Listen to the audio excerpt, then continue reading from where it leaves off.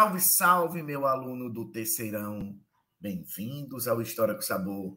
Vamos embora aprender mais um pouquinho, mais um pouco, para facilitar a tua vida, para que você faça uma prova arretada esse ano.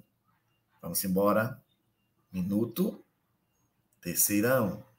História com Sabor ajudando o aluno do terceiro ano a ficar mais afiado dentro dos contextos históricos e dentro dos assuntos que são importantes para o seu vestibular. Lembrando o seguinte, os assuntos eles são direcionados. Obviamente, claro, os assuntos que têm mais relevância para a tua prova de vestibular, principalmente para o Enem, estarão aqui no História com Sabor. Vamos embora? Professor Vicente falando hoje de um tema que é controverso. Por que é controverso? Porque ele desperta paixões.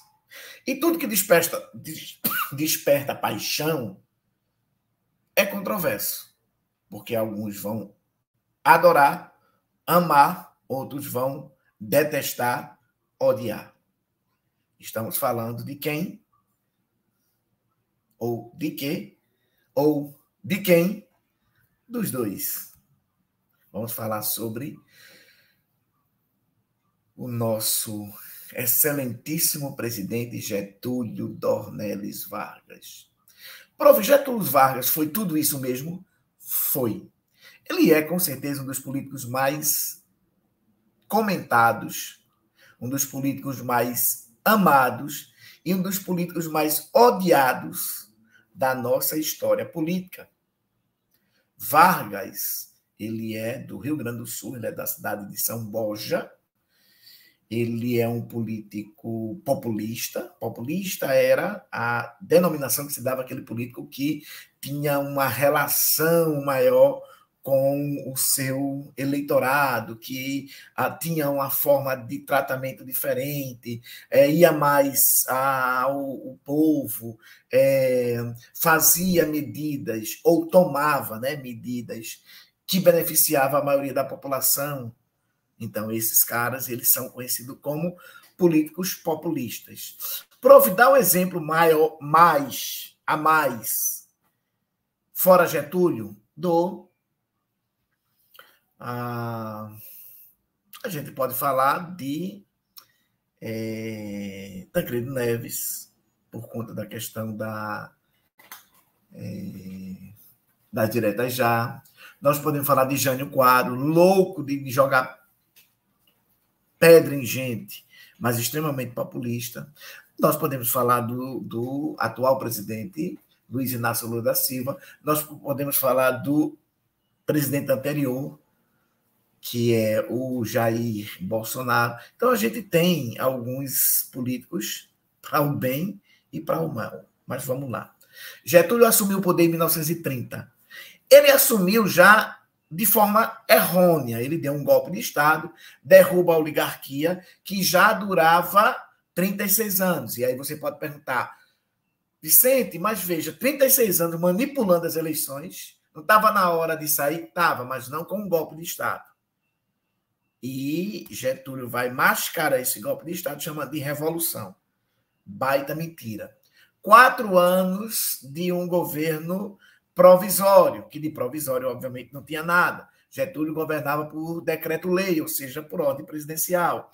Em 1932, Getúlio Vargas enfrenta uma revolta paulista chamada Revolução Constitucionalista, que de constitucionalista não tinha absolutamente nada, apesar de que você pode alegar, mas veja, eles lutavam por um retorno à Constituição, para que os paulistas pudessem ter uma chance de voltar ao poder numa eleição manipulada novamente.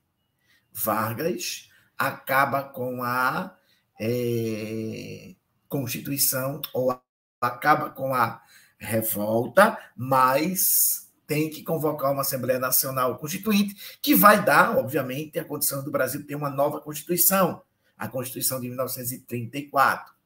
Lembrando que em 32 a gente vai ter a Justiça Eleitoral, o voto feminino começa a ser delineado, ele torna-se uma realidade em 33 por conta da justiça eleitoral, e em 34, na Constituição, ele passa a ser constitucional, a primeira Constituição brasileira que traz o voto feminino, tá?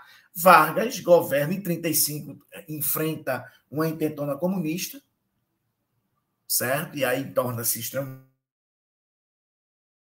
rígido, prendido Prestes. Em 37, manda a esposa de Prestes, Olga Benário Prestes, para a Alemanha nazista, que foi, para mim, um dos erros mais terríveis de Getúlio.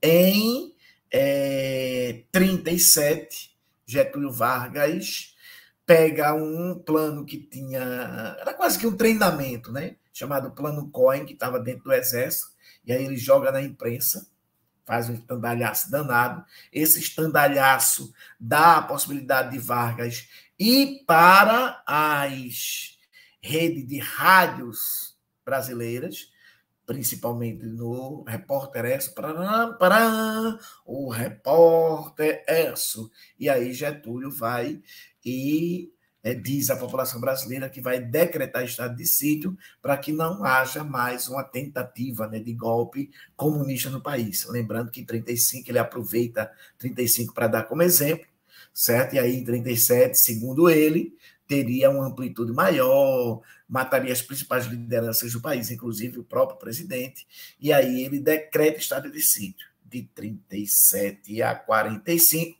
Getúlio Dornelles Vargas se torna um ditador.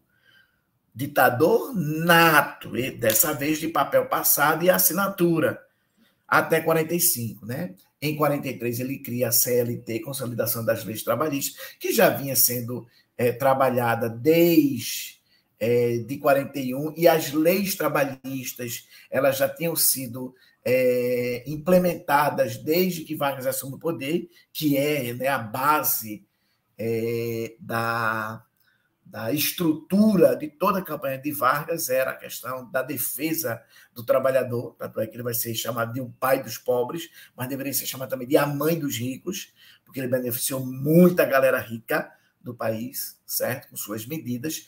Era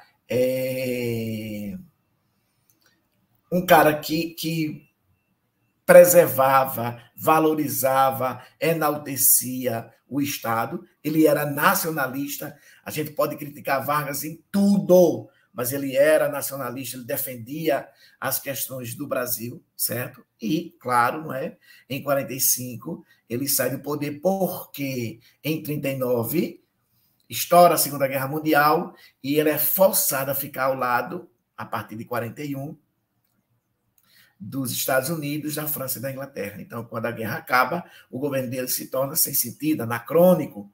Como é que lá fora ele luta contra ditadores e aqui ele é um ditador? Ele faz a abertura política, o que, obviamente, vai fazer com que o governo dele seja retirado do radar. Ele ainda tenta fazer uma manobra para concorrer à eleição de 45, mas os militares não deixam, certo? E Vargas se recolhe, voltaria em 50, certo? Assumiria em 51, para em 54 dar um tiro no próprio coração e tirar sua vida, como ele mesmo disse, numa carta de testamento, deixando a vida e entrando na história. Eis, meus queridos alunos terceiranistas, um pouco, ou um bocadinho, né, da vida de Getúlio Dornelles Vargas. Um abraço para vocês.